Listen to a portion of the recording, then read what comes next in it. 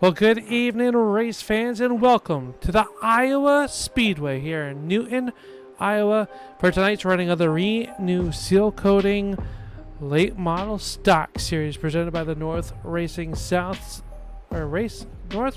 Racing League. We hope to have you enjoy tonight's racing broadcast from the 7/8 of a mile, and alongside me, my good friend Kelly Dahl. Kelly, welcome to Iowa.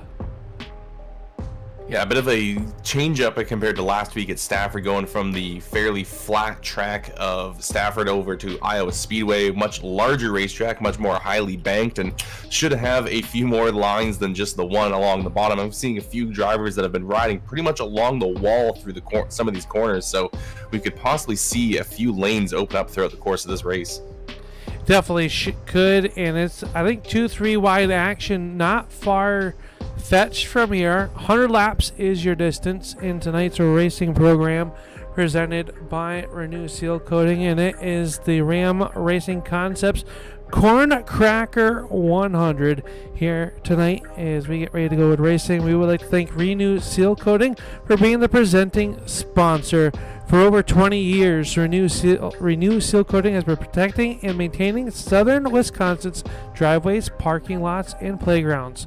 With over 75 years of combined asphalt expertise, they treat every customer like family and stand by their work every time. Whether it's your home driveway or a mega store parking lot, Renu Sealcoating has you covered. Call them today at 608-576-7897 or visit them on the World Wide Web at renusealcoating.com for a quote today. I'd like to thank Mad Plowing, proud sponsor of the Tough Luck Award and the Fast Time Award here this evening. And whether celebrating cold hard realities of racing, Mad Plowing is your go-to landscaping company in Oregon, Wisconsin area, specializing in snow removal during the winter and mowing services all summer long. Whether it's cleaning your driveway or keeping your lawn pristine, they got you all covered. Call them today at 608-217-3528 for your landscaping needs. RC2 Graphic Solutions, your events, our designs, and they can help you, well, look professional. Whether it's the graphic design that you need, they can do event flyers, winter graphics, and social media content. They deliver high quality designs to make your league or event stand out. If you need custom graphics, contact them today at rc2graphicsolutions@gmail.com, or you can follow them on Facebook at facebook.com/RC2 Graphic Solutions. RC2 Graphic Solutions, your events, our designs. Wizards Designs is your custom logo design, whether you need a custom sign made or some trophies like they do here at the North-South Racing League. They are all coming from Wizards Design, who is creativity meets craftsmanship. They've probably designed the North-South Racing League's awards over the last 2 seasons. You can check out their amazing work at facebook.com/Whitco23 or reach out to David Witkowski at davidwitkowski@yahoo.com. Are you in the market for a good-looking hot rod on the iRacing platform? Well, look no further than Austin Designs. You can see plenty of his works out here on the racetrack on Monday nights. Check him out at Austin Designs. Reach out to Scott Austin. And we'd like to thank Zoo Fab Garage as well for being the presenting sponsor this season of our post-race show, which we'll get to a little bit later on. Whether you need help getting your car running or you want to do those much-needed upgrades to your hot rod, Zoo Fab Garage can get you going. Contact Dustin Shepard at Zoo Fab Garage. You can follow them on Facebook. Well, Kelly, we got that taken care of. We thank all those sponsors. Without them, we wouldn't be here.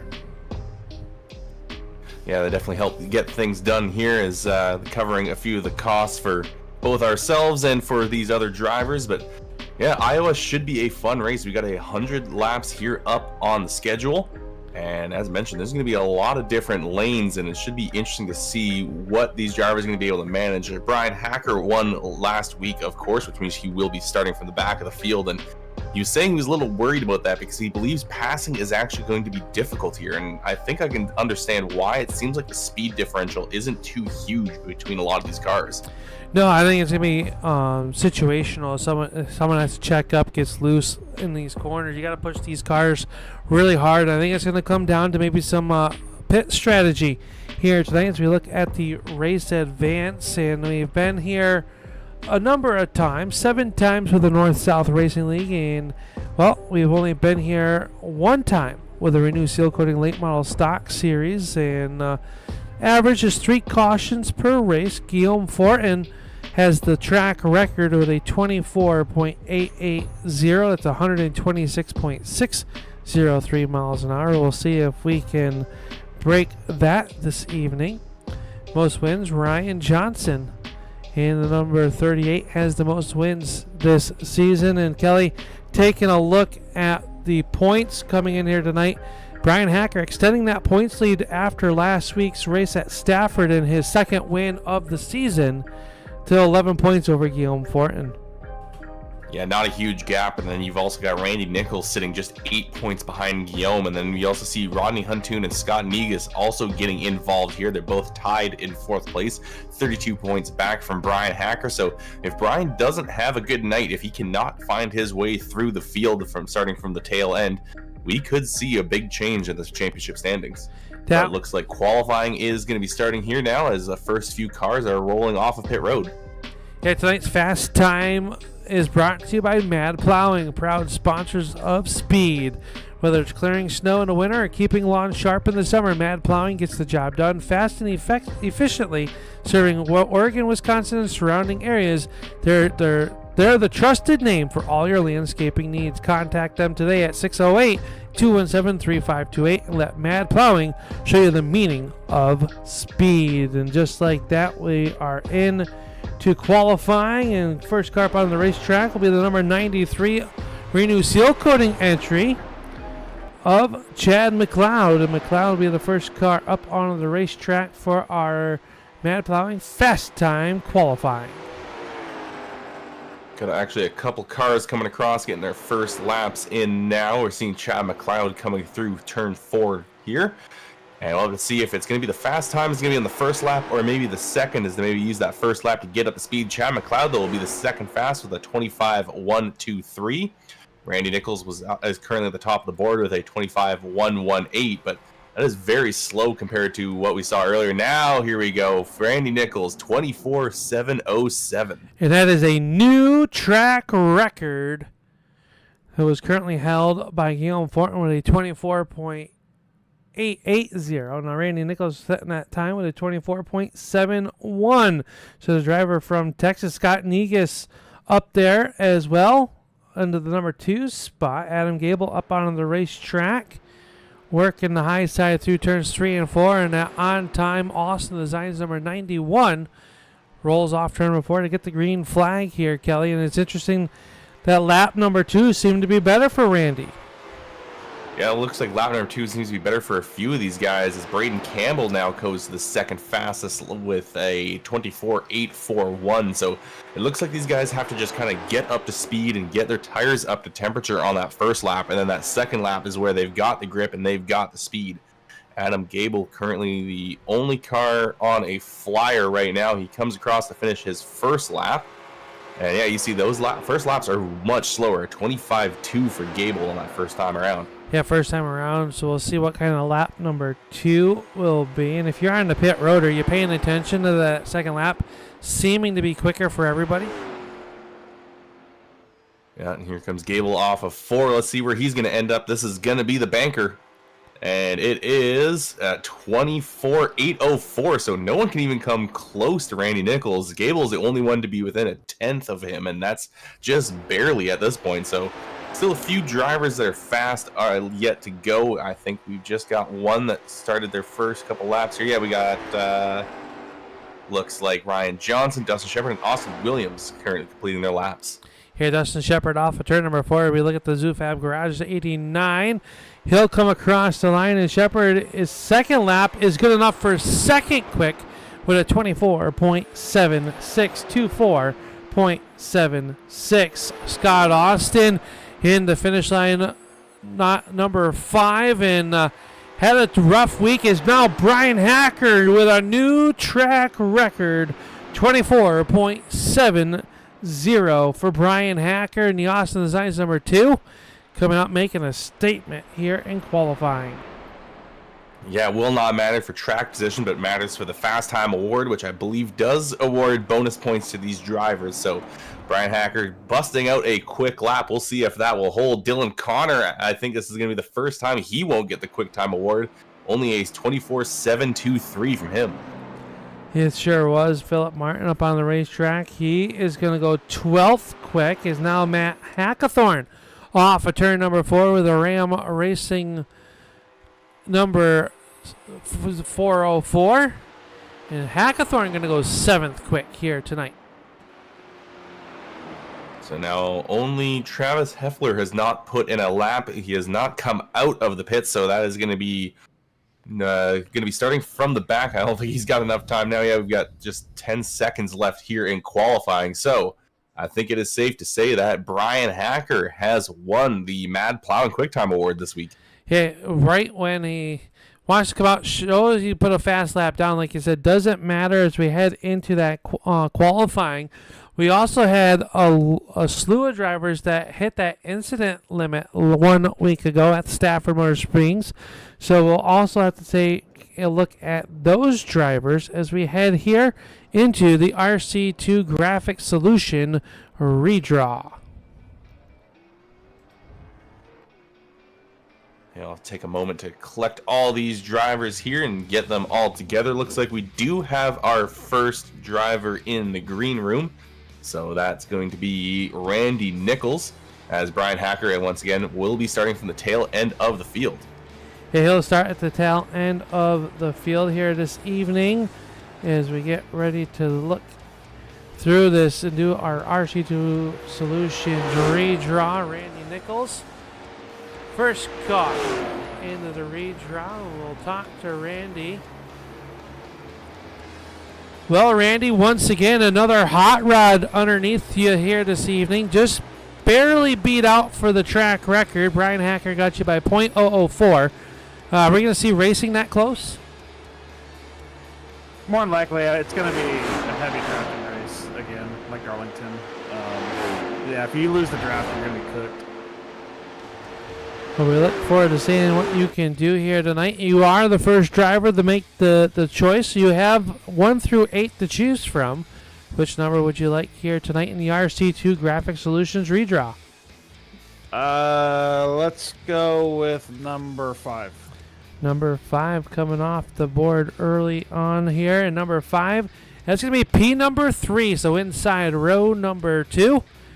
What's your thoughts? All right. I mean, I'll take it. At least I'm starting up from the front because I definitely don't want to have to battle through traffic and make it a repeat of Darlington. So, we wish you the best of luck here tonight, Randy. Hopefully we talking to you here at the end of the 100 lap main event. all right, appreciate it. Thanks, guys. All right, Randy Nichols going to start P number 3, Kelly, as you've now caught up with Dylan Connors. Yeah, here now with Dylan Connor. And Dylan, for the first time this season, you're not getting the Quick Time Award. However, it still seems like you have a fast race car underneath you. Think you've got a chance here tonight? Yeah, if I can somehow stay out of trouble. I don't really know what I got to do different not be a target. But we're just it's still early in the season. I realize a lot of these guys can have bad races just like I can. So just focus on the bigger picture. All right, well, the number 5 has already been taken. Other than that, the choice is yours. What do you want here tonight? I'm take a shot for it and go with number 1. Number 1 coming off the board. Well, you are going to be starting the inside row, but it is going to be P number 5 for you. And you think that's going to be a good spot to start from? Yeah, I think it'll be good to roll off from the inside. I think it might gradually move up to a high groove by the end of the race, but that'd be a good spot to start. All right, well, good luck to you, Dylan. Hopefully better luck than you've had these last few weeks, and maybe we'll be talking to you later. Yes, sir. I hope so. Thank you. All right, so that's Dylan Connor, our third fastest qualifier. He'll be rolling off in P5, Val. Yeah, next up will be the driver out of Canada, the Hugo Paquette Motorsports, car number 13 QC. Mr. Guillaume Fortin is, you put the 5th qualifying time in here tonight, Guillaume, but you get to draw 3rd. What's it going to take here to stay up front and be here at the end of this for 100 laps? Oh, it's just going to be like Darlington, staying in the draft and hopefully getting the track position early in the race and trying to save tires.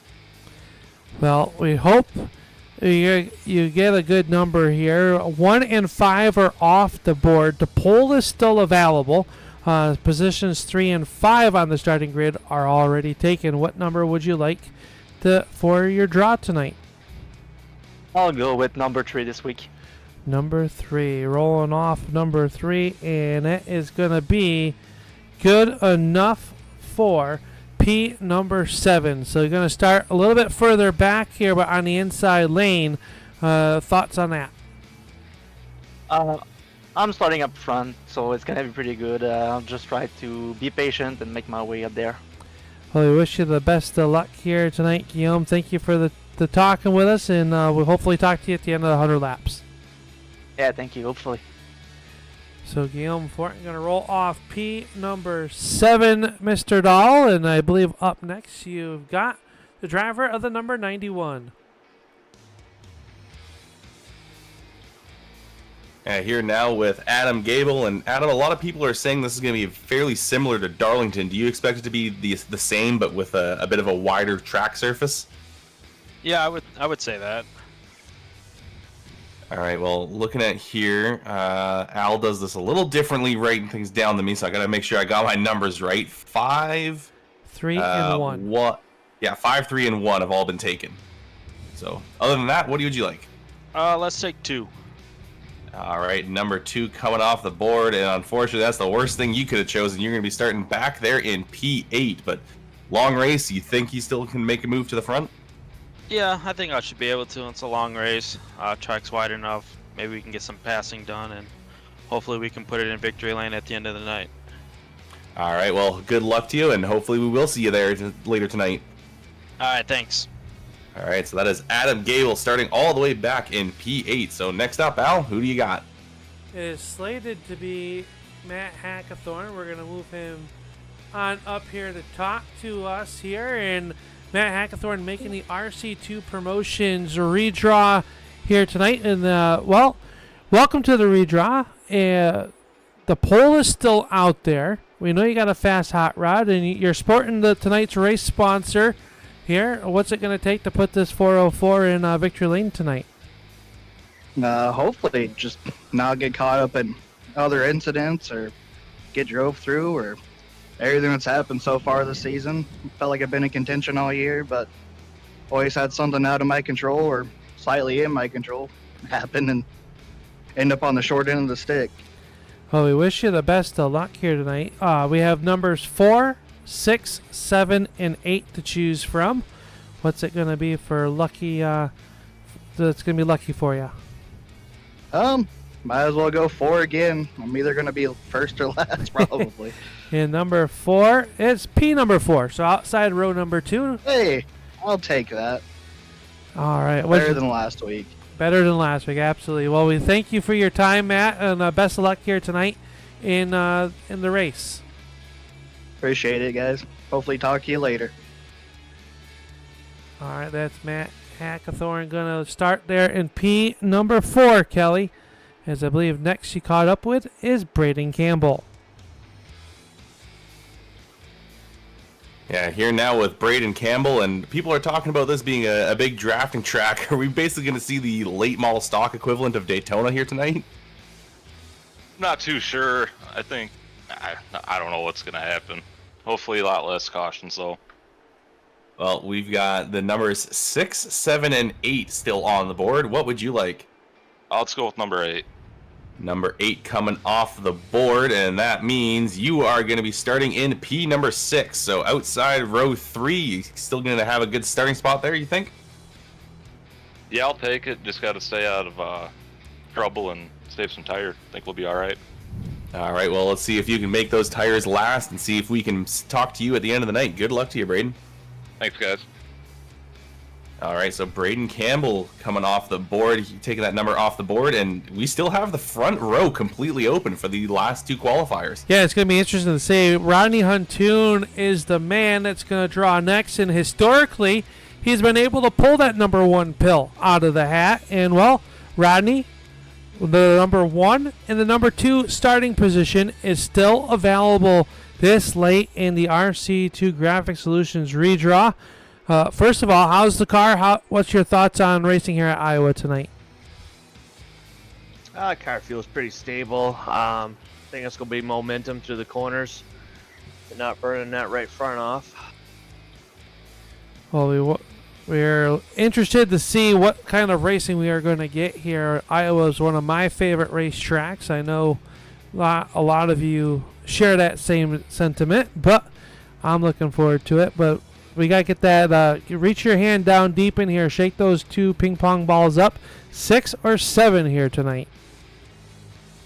Oh, let's take lucky number 7. Number 7 coming off the board, and that is going to be outside front row. So starting number 2 here tonight. Rodney, always good to be up front here at Iowa. Yeah, hopefully we can stay up there. All right, well, congratulations on making the RC2 Graphic Solutions redraw, and we hopefully be talking to you maybe here at the end of this 100-lapper tonight.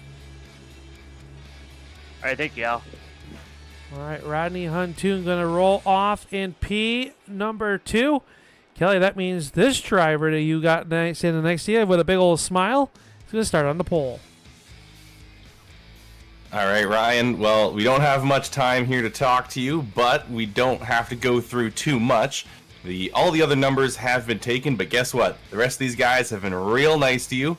They have left 1 position open for you, and that is the pole.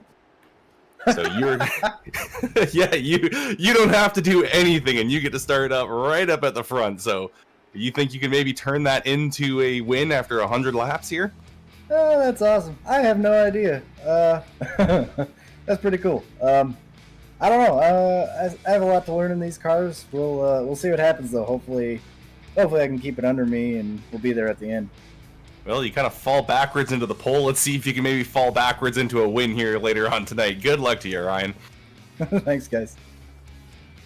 Ryan Johnson, through the virtue of everyone else picking every other position, he gets to start up on the pole. So we will see if that 38 car can lead the field at the start of the 100 laps and at the end of them.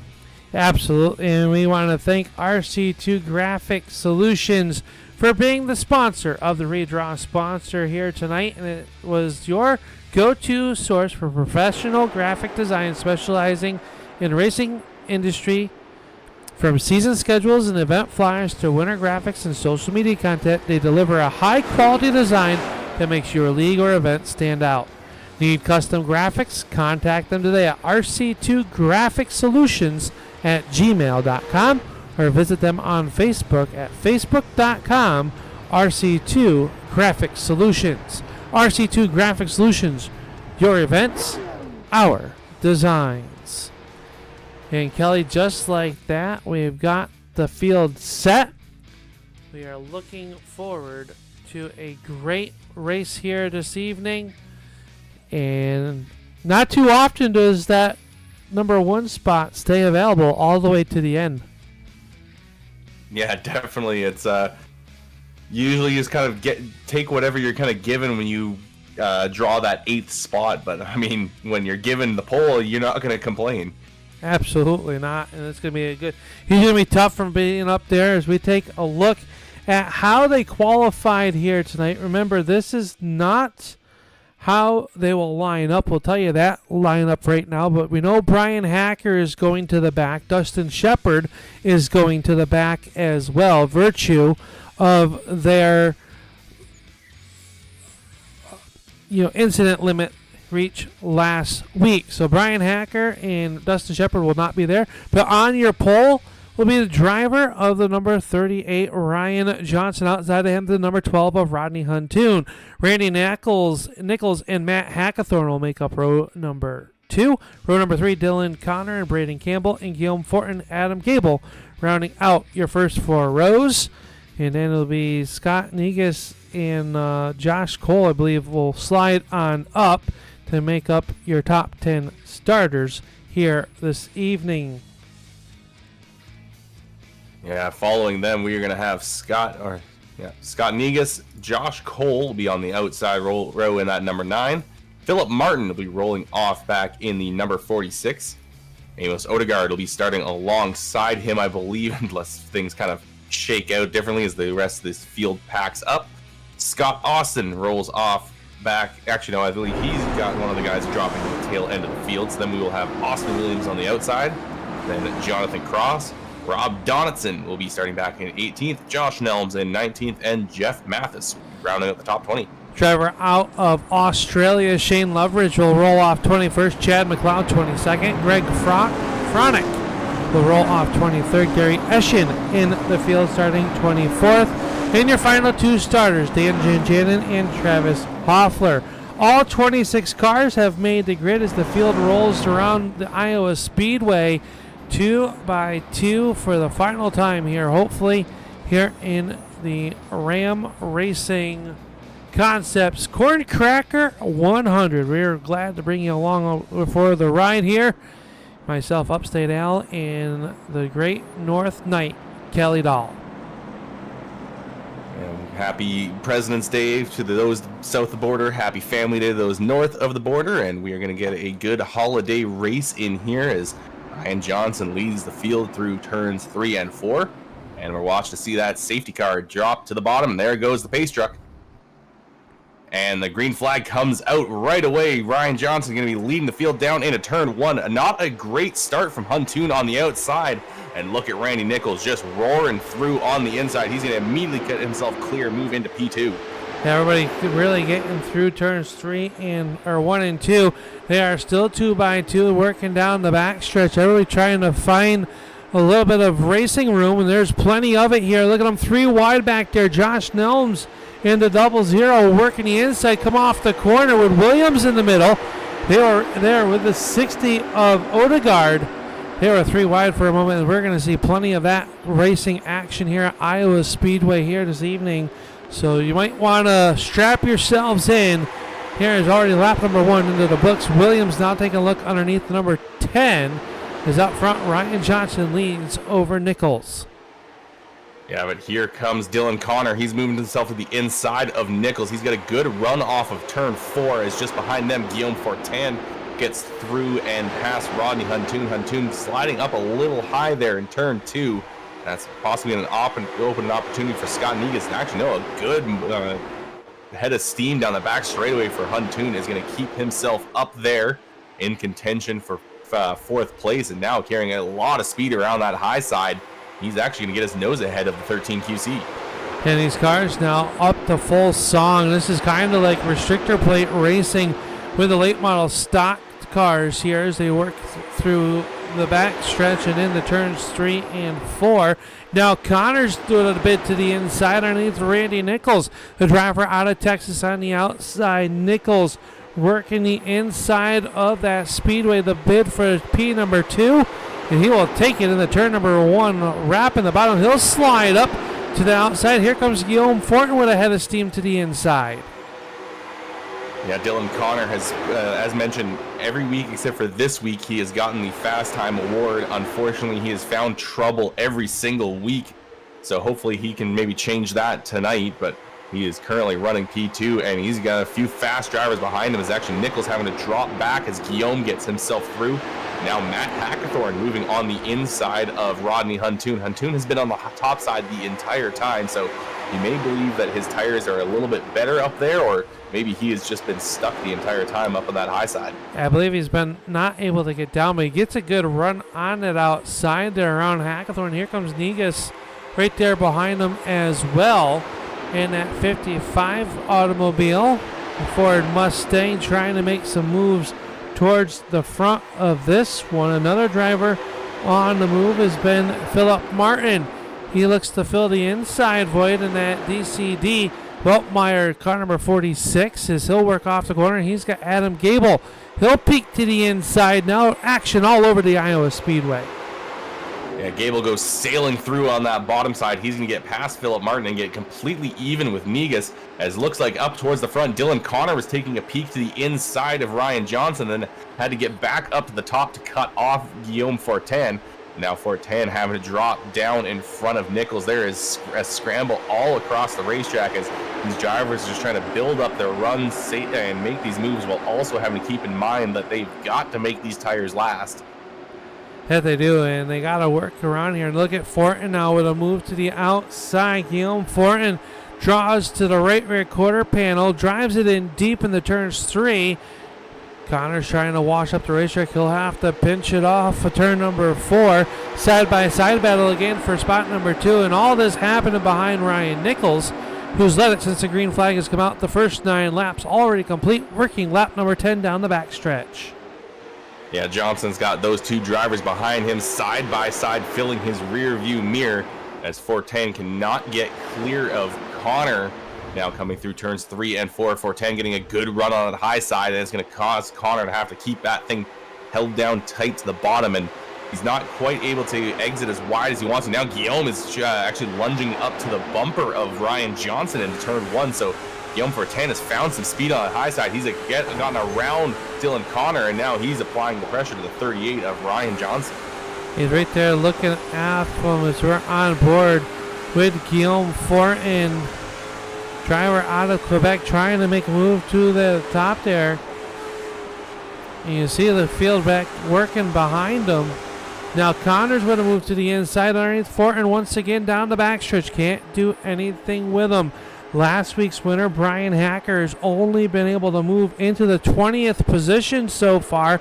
We'll keep an eye on him as one trouble is there, and the yellow flags comes out for the Wizards of Zion's yellow flag. First one of the evening, and it looks like Shane Loveridge in trouble with Josh Nelms. Dustin Shepard sits facing the wrong direction as well, so a tough break for him. Jeff Mathis is coming by with a lot of damage to his number 6, Kelly. We'll have to take and see if we can unpack this one, find out what happened to bring out our first yellow flag of the evening.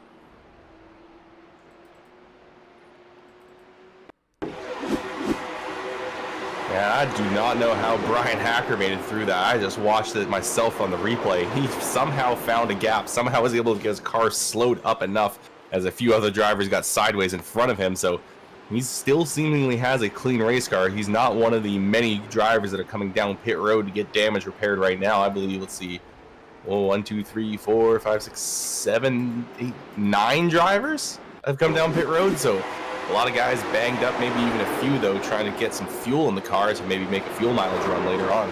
Yeah, Josh Nelms involved, and it was a big one there. Like you said, how in the world? Let's go on board with Brian Hacker.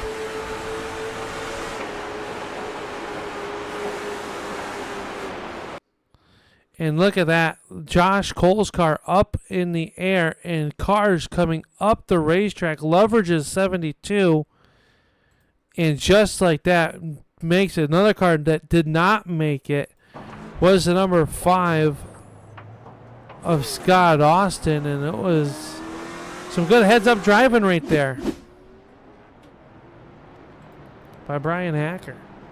Yeah, Brian Hacker just snuck his way through. I don't know if he ran any races at Daytona and kind of got some practice avoiding the big ones there, but definitely worked out for him. I thought for sure that he was involved in this since it had happened right around where he was, but looking back, yeah, you can see that he just somehow snuck through all of that. Yeah, rub his maybe lucky horseshoe or something there. But right now, Josh Cole, Odegaard, and Nelm sit down on pit road getting some damage fixed as they all pace behind the race pace truck for the first time this evening. Just 15 laps complete this time by. And Kelly, what did these drivers learn in that first opening stint there? That restart, the initial start was there as they go into the Austin Designs Choose as they work down here on the front stretch. A lot of drivers choosing the high side, so the high side was starting to come in towards the end, but you got to wonder if that was a thing of the tires or maybe even the track temperature. So, because it looked like the first few laps, the bottom side was where you wanted to be. The first like 10 or so laps, that's where they were making all the moves, and then the last few laps before the caution came out, that's when the high side started to come alive. That's where you saw Rodney Huntoon kind of surge back up in front of a lot of drivers that had passed him, and then Guillaume started to make those moves, passing Dylan Connor on the outside and then getting up to the door of Ryan Johnson, essentially, right before the caution came out. Would definitely agree there. And I think that we're going to see as the race goes on, a long green flag run, I think that second and maybe even third lane could come in as it's cooler temperatures, more grip, but they are into the Renu Sealcoating restart zone, and we are back underway here in the Corn Cracker 100, presented by Ram Racing Concepts. Down in the turn one, Ryan Johnson with a great start. Randy Nichols as well. Guillaume Fortin struggled once again on the outside. That we see the outside lane on a restart. Not have a good launch, but Guillaume charging back in the turn number 3. Yeah, you're having to watch out the side window of your car while also trying to keep yourself pointed straight on the racetrack to see when the leader is going to jump. But now we're seeing Guillaume starting to surge forward. Now he's going to try to sail it around the outside. Not quite going to work here as Ryan Johnson's going to slide up in front of him. But looks like Guillaume's got the run. Is he going to make a move to the inside? No, he is going to stay behind him, check up a little bit as everyone is scattering through different lanes behind them. We got cars all over the racetrack, all hunting for the grip, hunting for the speed. We've got 3 wide there, as it looks like Austin Williams is on the inside. We've got the 12 of Huntoon to the top, and all the way on the bottom, Adam Gable trying to sail it on the bottom. They are still 3 wide, might even leaning on each other once again down the backstretch, and right behind them is the number 10 of Jonathan Cross. And how about Brian Hacker? But Hacker, a little bit of right front damage on there, down that number 2 car. Guillaume going for the race lead, though. He got to the inside of Ryan Johnson through turns 3 and 4. Now in 1 and 2, he's even up. This is going to be our first challenge for a new leader here. Neither driver getting advantage. Actually, I'd say a slight advantage to 38.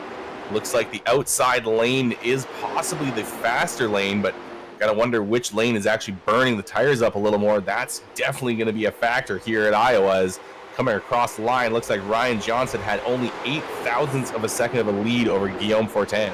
And now Fortin back up to the front with the nose just out front.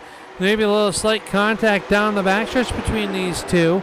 In the turns 3 and 4. And now Fortin with about a half car advantage. Got a little bit loose there. Here comes Johnson charging back on the outside at the line. It might have been Fortin too close to call.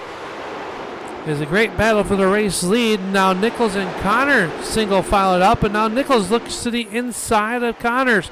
Down the backstretch they roar. Top 2 rows still 2 by 2, just like they were doing pace laps here at 140 miles an hour. This almost looks like an old school Daytona race. It's almost looking like a Daytona race in the 87 cars, as you've got the drivers drafting each other, but not completely tightened up in a full pack like you have with the modern Cup cars. Is we've at least got the first 4 drivers in 2 rows of 2, but now the outside line is starting to win out. Ryan Johnson getting ahead of Guillaume. Oh, Johnson a little high coming off of 4 there, still able to keep the foot into it. I thought he was going to have to lift for a moment, as Guillaume now slots up in front of Connor to block that high lane and take that high lane over to try to defend his position. He works there really well right now. Johnson able to keep that car pointed out front over Guillaume Fortin. Now Randy Nichols trying to apply some pressure to the number 13 QC of Fortin. Nichols down low, the driver out of Houston, trying to make Iowa pop some corn here tonight. Down to the inside and a little bit further back, Brian Hacker making his way inside the top 10. Gary Eschen as well. Good to see Gary back out here with the Racing League in that famed black number 23 with the Air Jordan on the hood. Come to love those schemes from Gary. Good to see him back out here with the North-South Racing League's Renu Sealcoating late model stock division. Yeah, just behind him, though, Jonathan Cross under pressure from the 46 of Philip Martin. Martin able to hold that high side and is carrying a good amount of speed there. It really seems like the outside lane is where you want to be. You're able to just carry a bit more speed through the corner and just keep the momentum up in these cars that don't have the most horsepower. Now you see the 10 trying to slide up into that high lane to defend as Scott Negus tries to make a move on the bottom side. A couple cars all over the place up front. Matt Hackathorn trying to defend on the high side as well, as he's trying to move himself up further. He's got himself into the top 5, but Austin Williams coming all the way back to 16th. He's trying to, he's going to get turned. Hackathorn gets sent around. Hackathorn spinning here in the turn number 1 as the Wizards Designs yellow flag will get displayed once again. And somehow Hackathorn does not collect anybody else. He's going to slide back to only 14th, only losing a couple spots here. Yeah, I don't think anyone got any damage from that. One driver barely scraped the wall going around the spinning Hackathorn, but that 04 car looks completely okay. So that is basically the best thing you could hope for out of a car getting turned around like that. Just all you're losing a little bit of track position, a little bit of tire life, but your car lives to fight another day. It'll be interesting here, Kelly. We're past the 1 quarter mark of this event. I did not get fuel numbers by any of the crew chiefs down there, but wonder if fuel could become an issue here. Pit road still seems to be closed.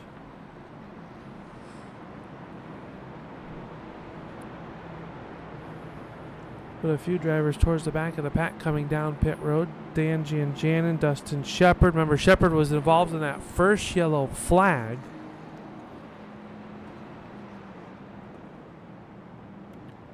Shane Loveridge, Greg Fronick.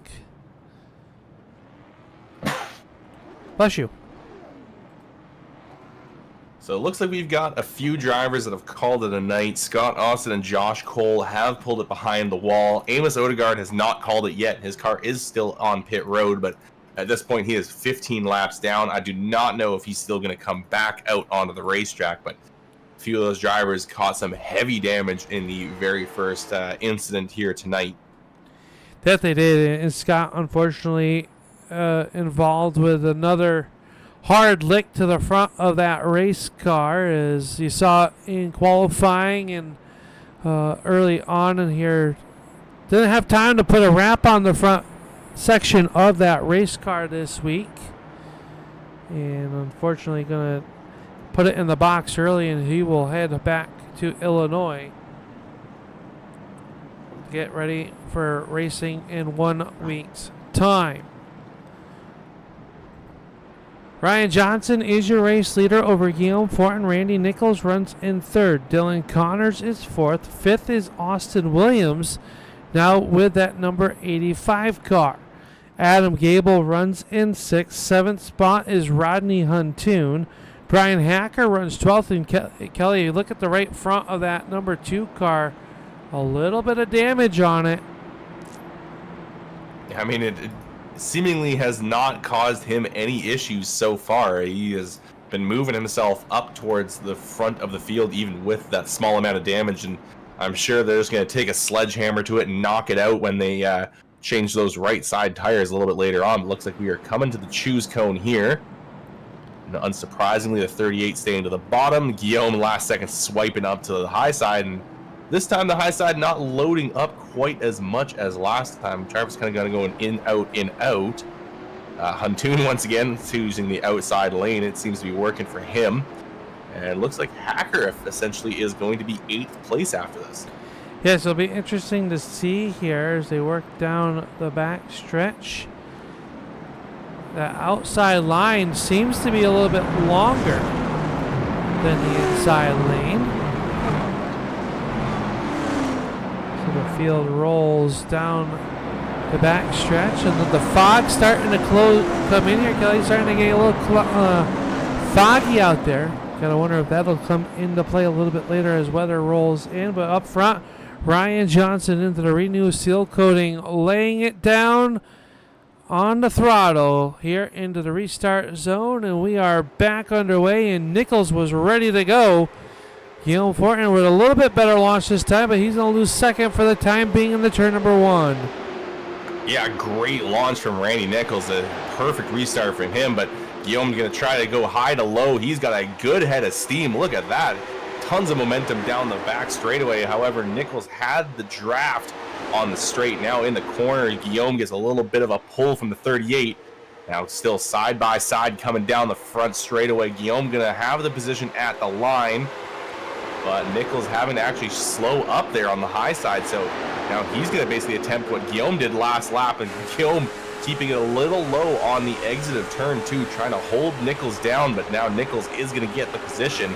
But I think now that these drivers are up to speed, that outside lane is going to hold a bit more momentum. Yeah, they're doing a good job here down the front stretch. Guillaume Fortin with the momentum, holding off Nichols for the time being. But behind them is a Hornet's Nest, as you just saw briefly. They are 2, almost 3 wide. Gary Eschen working up underneath the 46 of Philip Martin. And Connors now putting a pressure to Williamson's 85 car. Williams in that 85 runs in spot number 4, and he's up 12 positions so far here this evening. The hard charger unofficially would be Gary Eschen, who started back in 24th, is up inside the top 10.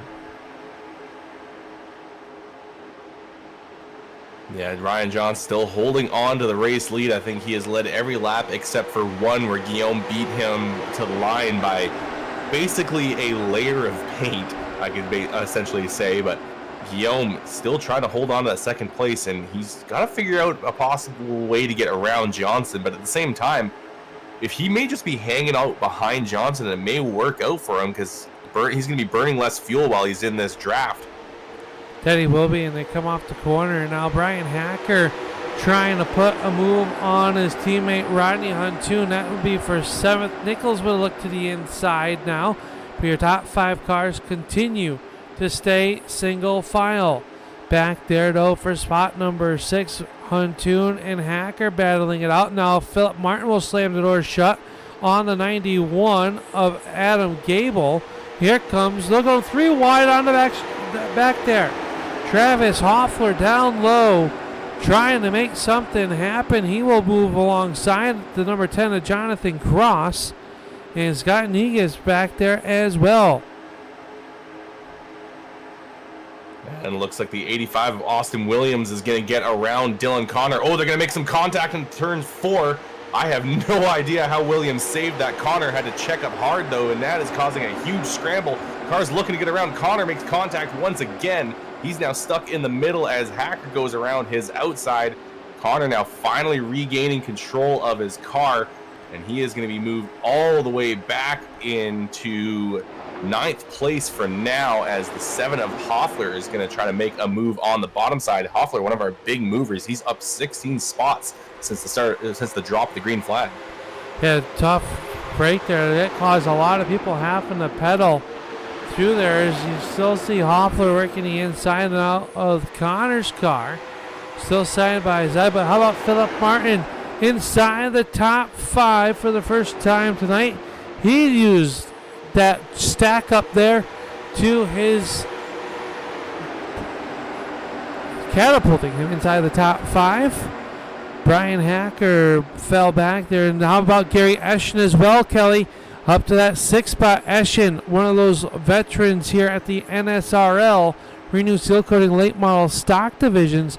And he is showing why as he finds himself sitting in P number 6. Yeah, he's kind of in a no man's land here, as he is not up close to Philip Martin, who made himself a few good moves. He's got himself into the top 5 now, as our lead pack is now really tight. Guillaume is all over the rear bumper of the 38 of Johnson, and it looks like Nichols is taking some peeks to the inside. He gets his nose down to the inside of 13 QC, but the outside line is going to hold a lot of momentum. However, it's not enough to get himself clear of the 69 now, coming into turn 1. Guillaume going to hold on to the high side still. He's got no other option. The 69 of Nichols trying to make this move work. Everyone kind of looking for where the grip is here on the racetrack and where they can make these moves stick. And Nichols able to wrap that bottom fairly well, but Guillaume Fortin with the momentum on the outside. If you're Williams, you're trying to pedal as fast as you can and try to hold Nichols down at bay. As you really get one shot at it, you got to get your momentum back built up, and Nichols not done yet. Williams going to go down low with him. Chevrolet's working together down the backstretch in the turns 3 and 4. Here comes Philip Martin. He's rolling to second lane. He's trying to get up there, and it is now a 6-car battle at the front of this one. Yeah, everyone looking for their position, looking for where they can make the move. Guillaume trying the high side once again, nearly getting his nose to the outside of the 38 car, but as he's got the momentum down the back straightaway, the 38 of Johnson is in front of him, so he's got nowhere to go. So Guillaume has got to try to find a way to get his nose to the outside of Johnson before Johnson can slide up in front of him, or now he's actually going to take a look to the inside. He's going to slide the 38 car up the track just a little bit, but that outside lane has got the momentum. Johnson's going to get himself clear. Guillaume's going to get up in front of Nichols before he can make the move. And now Nichols to the bottom. So is the 85 of Williams. He's trying to get himself clear of Philip Martin. And now almost looking 3 wide. Gary Eschen took a peek to the inside down the front straightaway.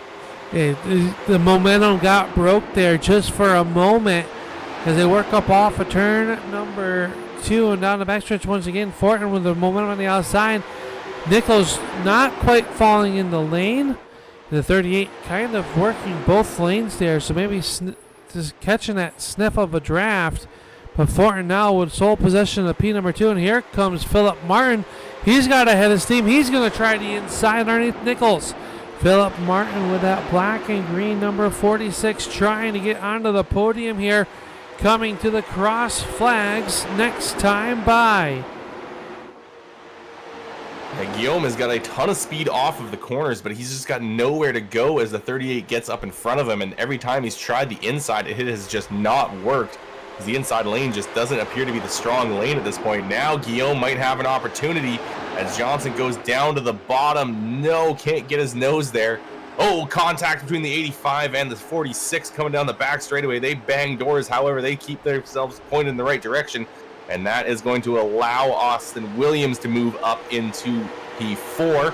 And now Eschen all over the place. He somehow hangs on to that car as he also made contact with Philip Martin coming off of turn number 4. Yeah, they almost had a tank slapper right there off the corners. Now Williams and Martin trading paint once again down the back stretch.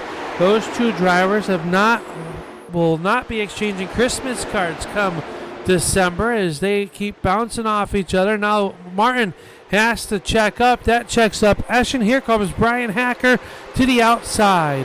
Brian Hacker trying to make a move around the outside of the 23 of Gary Eschen. Adam Gable there. So what was once a 6-car battle is shaping up to be a 10 to 12 car battle as they've all shrunk back together.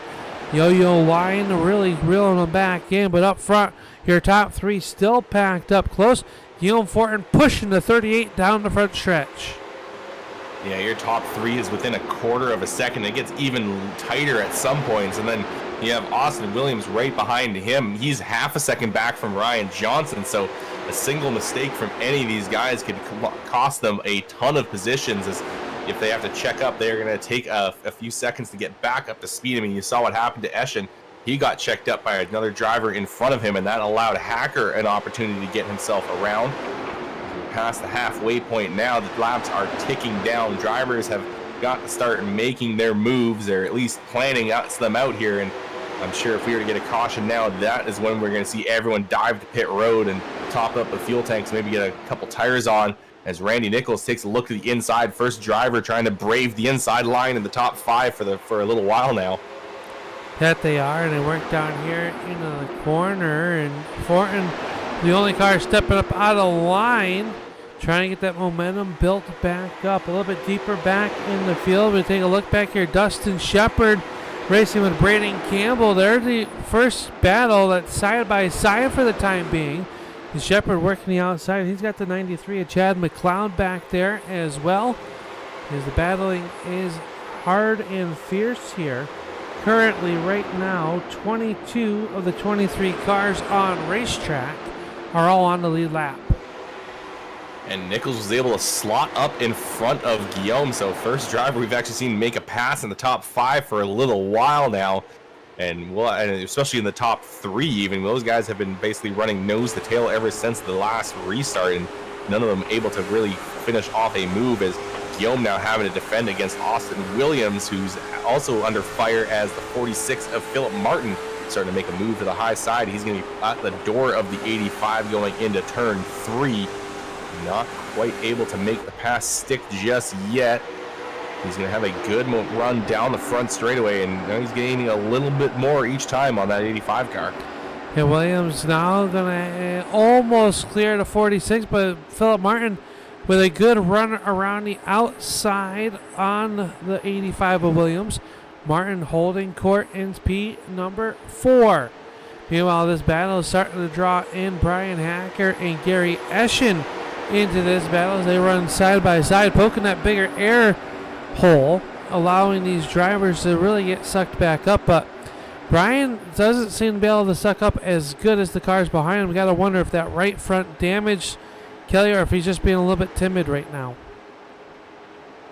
Yeah, he could be just a little bit conservative at the time being, as Gary Eschen nearly sliding up into him as he was trying to make that inside line work, but can't defend on against the momentum on the high side. Nichols now all over the back end of Ryan Johnson. Now he's basically encountering the struggle that Guillaume had. He's got some pace, but has not been able to find an opportunity to make the move. He's hanging a little further back now and maybe trying to see where he could possibly try to stick the nose of his car so that he can make a challenge for the race lead. He's trying to figure it out. Randy Nichols starting to pull away from Guillaume Fort, and now Nichols takes a look to the inside underneath Tiny Horse Ryan Johnson. Johnson able to keep him at bay for the time being. Number 38, Ryan Johnson, your race leader, has led all but one lap so far this evening. The 69 of Randy Nichols runs in second. Guillaume Fortin under attack now in the turns 1 and 2. Here comes Philip Martin. So you gotta wonder, Kelly, did Guillaume use the good on those Hoosier Racing tires? Yeah, Guillaume may have burned his stuff up a little bit. I mean, we talk about this being a drafting track, but you still have to worry about your tires in the corners, and you can overwork them, and that may have been the case for the 13 QC, or maybe he's just trying to cool them off now, but he has been kind of losing ground to those front two and starting to come under pressure of the 46 of Philip Martin, who has got quite a bit of a tag along with him. He's got the 85, the 2, and the 23 all tightly packed with him, and then it's about another 1.2 seconds back until you get to Scott Negus running in 8th place. And Negus out there by himself as Connor still watches this battle inside the top 5. Philip Martin under attack once again from the 85 of Williams. Williams trying to make something happen, couldn't at that time. Through turns 3 and 4, it'll come off again, ticking off lap 64, putting 65 starting. Kelly, this one will be over in just 35 more laps, and I don't think everyone's showing their hand. Yeah, people still may have something up their sleeve, and some guys may be kind of plotting a fuel mileage thing here, as the 69 of Nichols is going to make an attempt to the inside of Ryan Johnson. Johnson up the racetrack, but he's going to have the momentum up there. He's been able to defend on the outside every single time, and he's going to do so once again. So Nichols is going to immediately drop right back in behind him, as Guillaume is under a lot of pressure now, just behind in 3rd place, as the 46 of Philip Martin is now all over the rear bumper of that 13 QC car. Yeah, Martin trying to find something out, and as he sees the top 2 cars starting to get a little bit further and further away out the front windshield, he is applying the pressure, saying, all right, Fortin, we gotta go. Either get out of the way or I'm gonna move you. That time tried something a little bit different through turns 1 and 2. He'll lose a little bit of time, unable to do it. As I said that, Guillaume Fortin catches the gas pedal, and he starts to close back in on Nichols. Top 7 cars right there in a line. Scott Negus trying to find something in his race car, and he's starting to close in, though, Kelly, on this battle inside the top 7. Yeah, he's only 0.8 of a second back now. He's gained about 0.4 over the last couple laps, so that 55 car might still have something left in him, and he's also dragging along Dylan Connor along with him. Just behind them, Travis Heffler was with them along with Matt Hackathorn, but they have dropped way off, and now they also have to deal with the car of Greg Fronick, who has just come out of pit road. And they also have Shane Loveridge along with them as well. He's 2 laps down, as he's kind of maybe throwing a wrench in the plan of these 2 guys that are up on the high side. You gotta wonder, those drivers that are down on pit road, John Cross was down on pit road. Are we gonna see live pit stops coming up here with just 31 laps to go? Will the race leaders have to come down pit road for fuel? Yeah, you gotta wonder. Some of these guys have been drafting a lot more. Oh, Guillaume gets a little bit of a tap from Philip Martin going into turn 3, but he's able to maintain control. Martin kind of dropping back a little bit. I don't think he was intending to get into the back end of Guillaume, but these guys are still holding on for the time being. I'd say that Philip Martin is probably in a good position. He's been drafting a lot. So is Guillaume. He was really on the tail end of the 38 as we are actually encountering some lap traffic. Josh Nelms up there on the high side trying to stay out of the way as these guys, the lead pack, are starting to work their way around him. But the big question would be if Ryan Johnson can make it to the end. He's been up to at the front of the field for this entire race. He has not been getting any sort of draft, so he's been having the worst fuel mileage out of any car on this racetrack. If we're gonna go all the way to the end, I don't think he can make it unless he's got enough fuel at the start of this thing. Yeah, and I'm wondering if that's why we're starting to see some bigger gaps starting to develop here. People maybe trying to stretch it a little bit. Is Johnson down through the turns 1 and 2.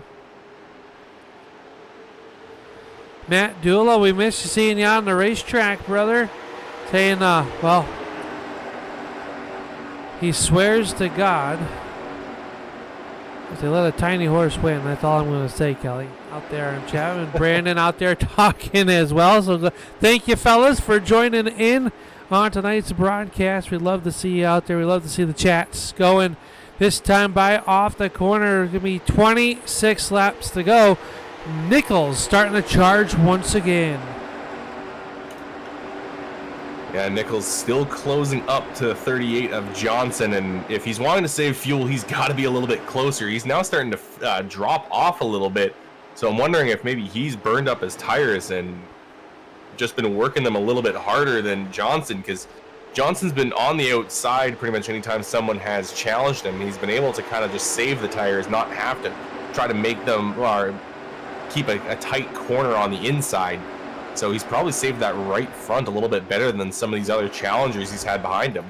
Yeah, one of our racers that were inside the top 10, Adam Gable, just came down pit road, Kelly. He's going to be down 1 lap to the race leaders, so gotta start wondering, are we going to see a little bit of pit strategy here in the Ram Racing Concepts 100?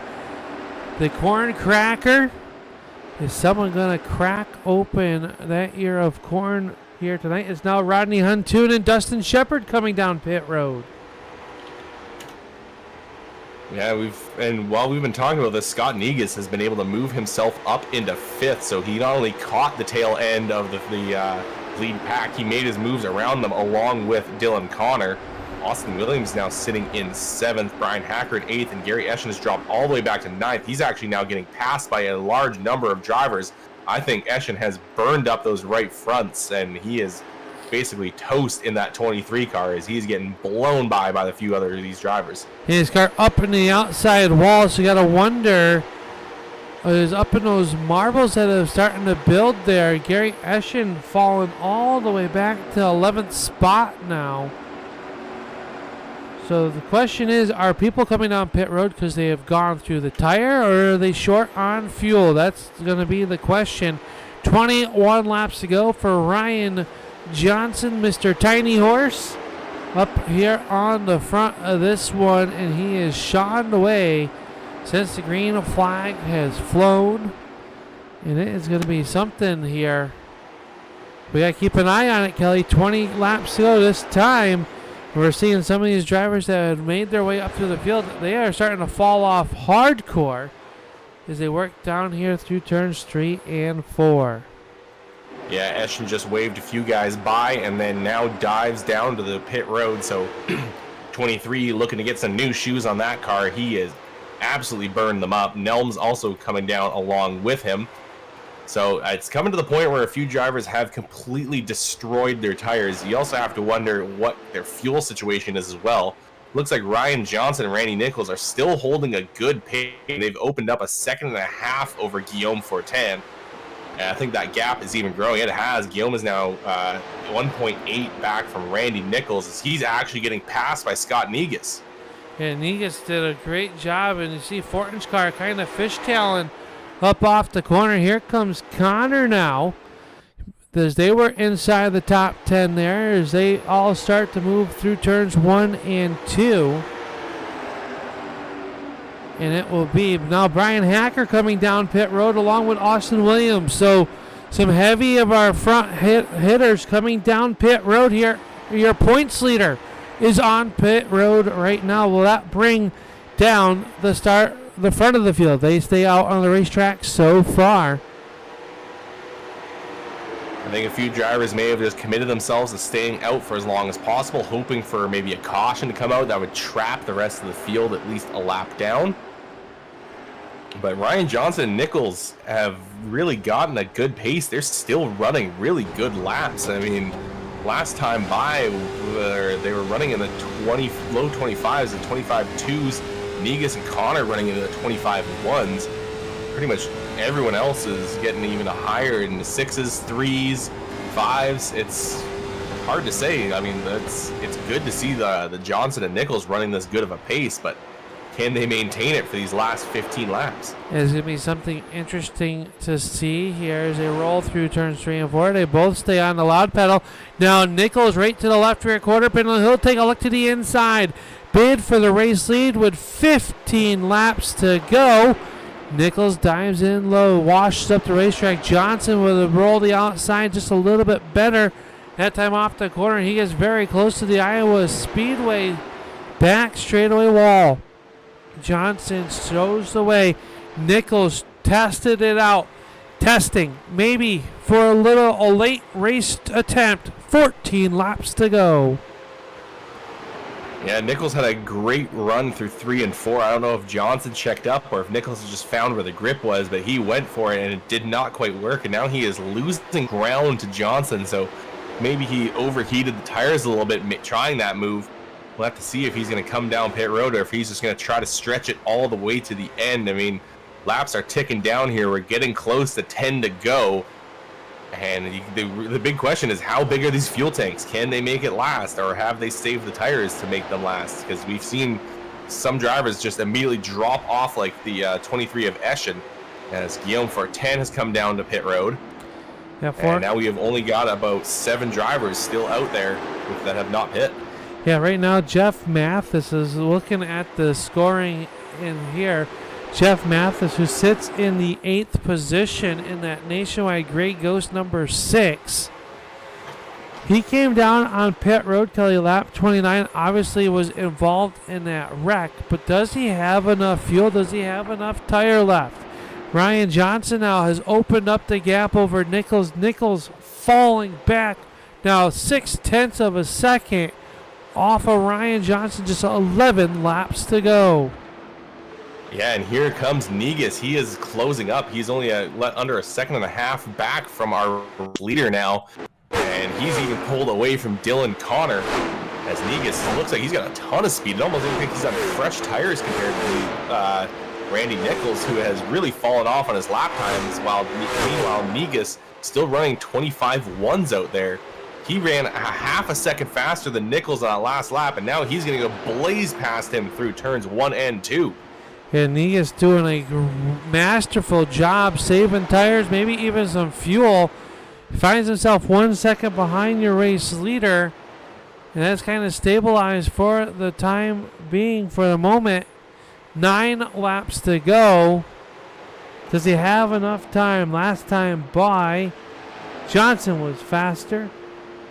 Actually, Negus was a little bit quicker, they were pretty close on time. Yeah, Nichols is really dropping back along with Dylan Connor as well. Connor ran a 26.3, so I don't know if something maybe happened to him on that one or if his tires have just blown out on him, but is really dropping back. Meanwhile, Negus still trying to close up. That time, Johnson turned it up a little bit. They pretty much ran the similar lap times as Randy Nichols ran a 25.9, so he has fallen off the cliff. That 69 car needs to come down pit road soon. Jeff Mathis going to relinquish the 8th spot to come down pit road as the leaders come off turn number 4. And that time by 2/10 faster. Scott Negus with just 7 laps to go. He's going to have to continue that charge. Did he save enough in the tank and have enough Hoosier Racing tire to make it to the end? Yeah, everyone else has fallen away. I mean, Nichols and Connor, who were pretty much pretty close to these front 2 drivers earlier on, have just dropped right off. They're running over a second slower than these guys. Johnson and Negus, though, they have turned it on. They were saving fuel and tires, it seems, until this point, as they both ran a 25.0.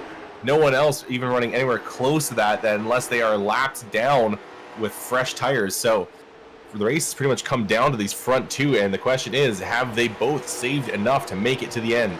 Yeah, it's just 5 laps to go. Can they make it? Now, Ryan Johnson leads over Scott Negus, Randy Nichols, Dylan Connor in 4th. Braden Campbell going to go by this. Connor's car goes up the racetrack. Did the tire just let loose on the 90 car? Connor. Yeah, the 90 may have just blown his right front. Yeah, he's coming down pit road, looks like. So the 90 car, he's not going to make it to the end. But still, Ryan Johnson, Scott Negus continue on. 4 laps to go for these 2 guys. Nichols coming down pit road. Trying to make this work. Nichols is coming down pit road with 4 laps to go as the field works through turns 1 and 2, or 3 and 4 to get 3 laps to go for Ryan Johnson. Negus, Campbell, your top 3. Donitson, he sits in the 4th spot. Donitson was involved in that early race wreck as well. Hackathorn rounding out your top 5, and they remain the only 5 cars not to come down pit road. And a battle for your race sleep shaping up with 2 laps to go. 2 to go. These 2 drivers have somehow made it last, and sure, they're probably running on fumes, and those right front tires are probably showing their cords at this point. There's probably nothing left of these 2 cars, but they have got to make it last. Just a little over a mile now to go. White flag in the air for Ryan Johnson. He comes off turn 4. He's just going to make it last one more time. One more time. 4/10 is the distance. Negus really throws it in deep in the turns 1 and 2. Coming off the corner down the backstretch for the final time. Not close enough. Ryan Johnson, luck of the draw, puts him on the pole. He leads it almost flag to flag. Tiny Horse, Ryan Johnson is going to win the Corncracker 100 presented by Ram Racing Concepts. Scott Negus will come home second. Braden Campbell is going to cross the line in 3rd. Donitson in 4th. Hackathorn will cross in 5th. Fortin, Hoffler, Nichols, Gable, and Hacker will round out your top 10 unofficially, but Ryan Johnson saves enough fuel, saves enough tire, and he will go to victory lane here this evening at Iowa. Yeah, great run, and just a pure lesson on tire and fuel conservation for that 38 machine. Just showed them all how it's done, made that car last, and while everyone else dropped off, we saw Scott Negus as well charge up through the field, showed off that he had been saving, but just didn't quite have enough to catch Ryan Johnson. He did not have enough there at the end, but a masterful job for him. And as we step away, we will be right back with tonight's post-race show that's presented by ZooFab Garage.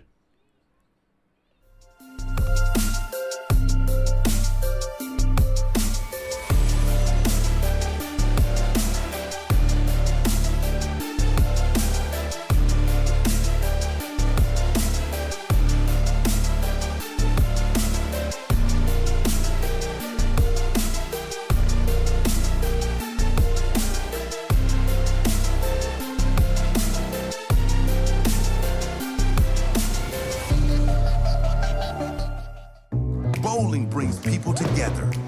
Right down the middle. You got it. Uh-oh. Good job. See what you can do, man. Oh. Wait. That's a strike right there. Connect with family and friends. Go bowling.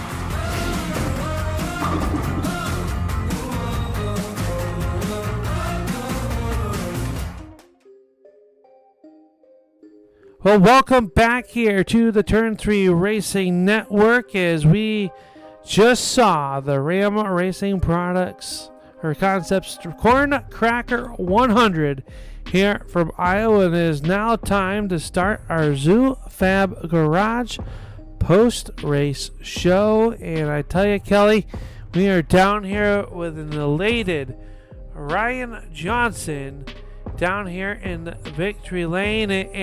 And Ryan, you got that last draw. I mean, you really worked hard for that, and you used it to your advantage here tonight. First of all, how did you save enough tire? Man, I wish I had the answer to that, because from what I'm hearing, everyone was down to like single digits. People had to pit. They blew tires. I just looked, and I still had 34% left on my right front. I have no idea how.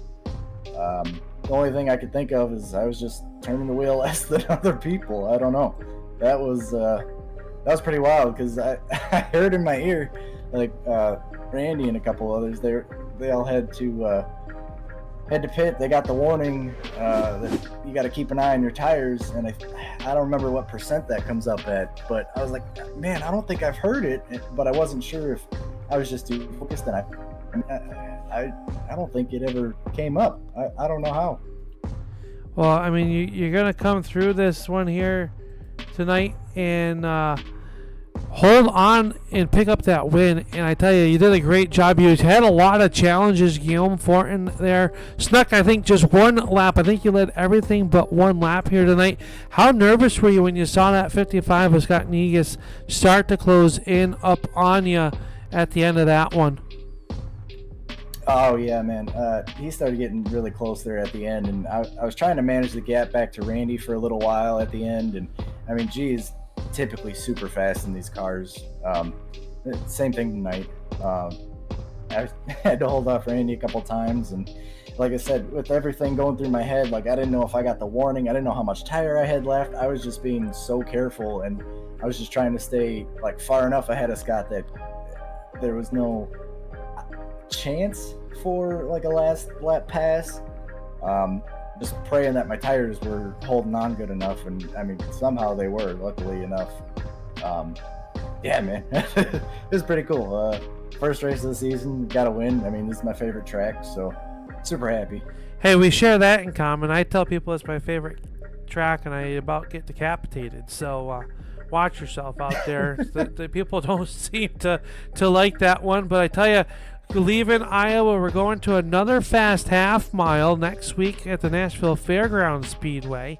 What is your thoughts as you head into Nashville in 1 week's time? I mean, Nashville's a pretty fun track. We usually have really good racing there. Sometimes we've had a couple caution fests, but I mean, I hope it seems like this group we got this season seems to be all have good heads on their shoulders, and they know how to use it. So hopefully it's a good race, and we can get another good run, another good finish if we show up.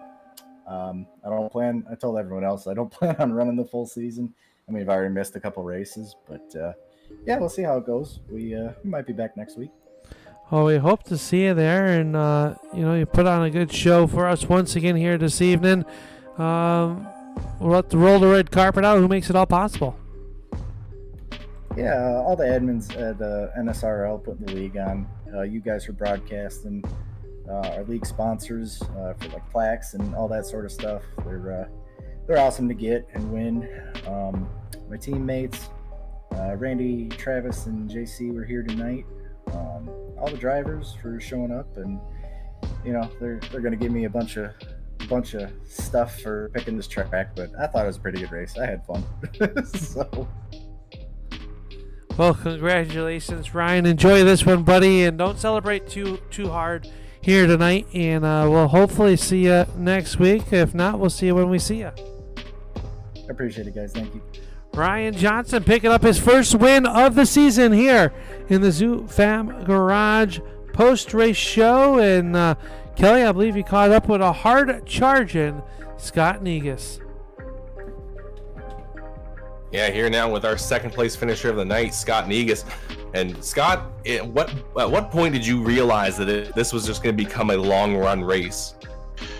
I did a lot of practice early and practice on long runs, and I didn't plan on taking any tires or anything the whole race, so that was my game plan right from green flag. And then I don't know, after one of those cautions I said it's time to start going.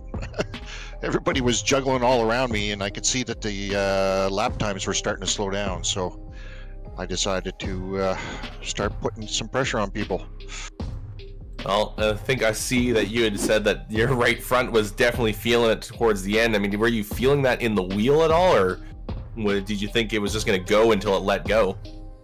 I wasn't. To be honest, it was still driving really well. I about 15 laps before the game, my crew chief came on and said, basically protect your right front. But so I knew it was getting scary, but.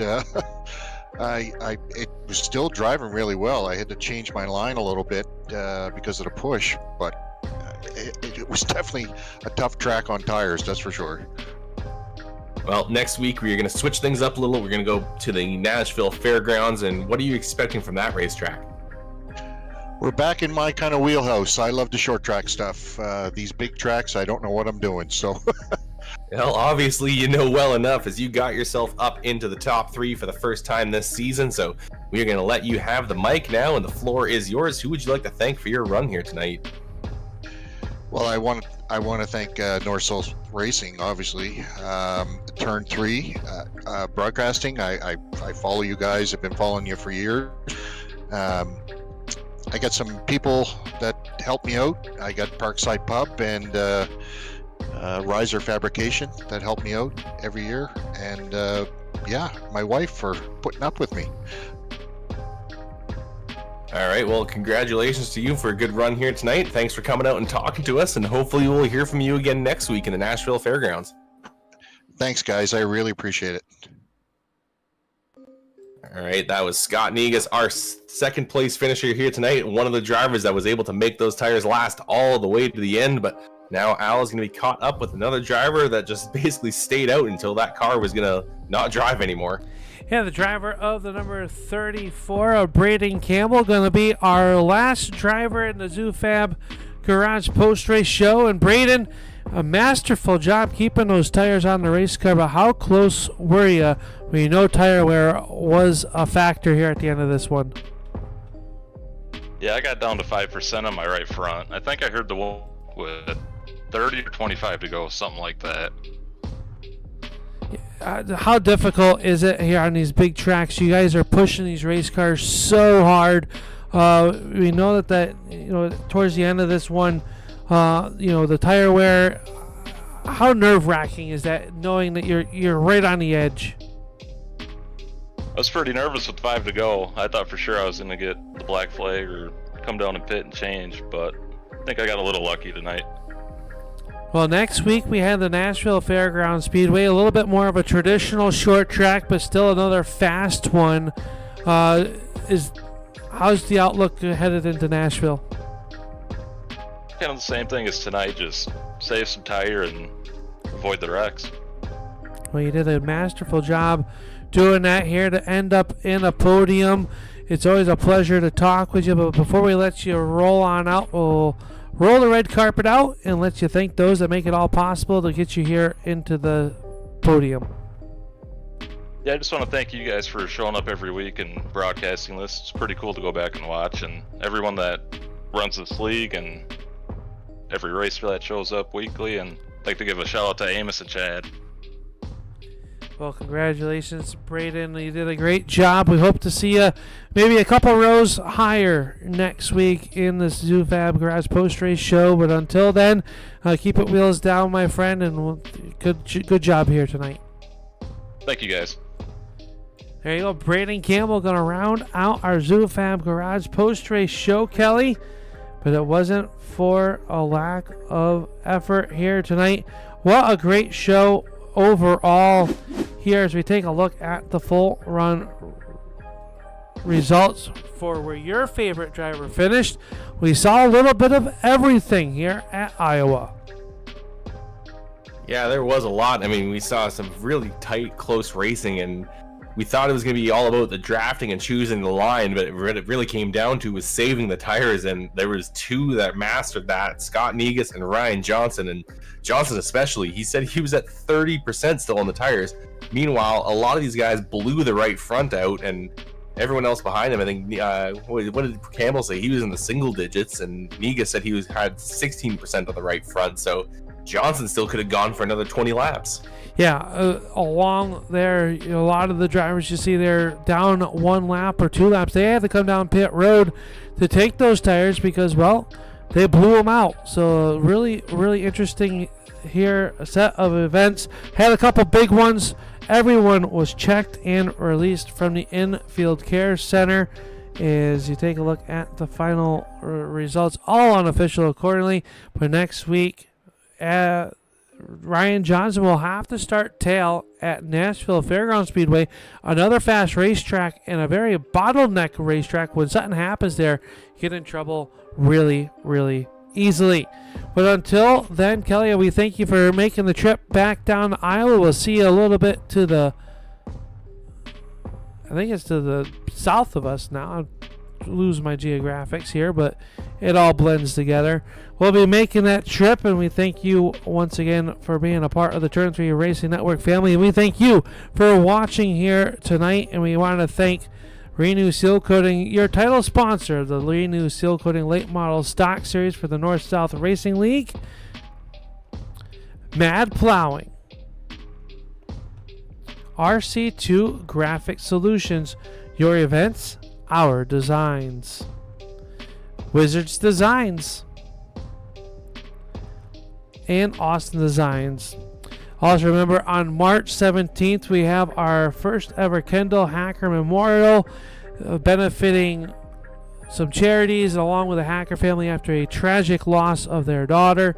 Please feel free to reach out to the North-South Racing League how you can get involved. You can win some money, and it all goes to a great cause, helping support families in a very tragic time of need.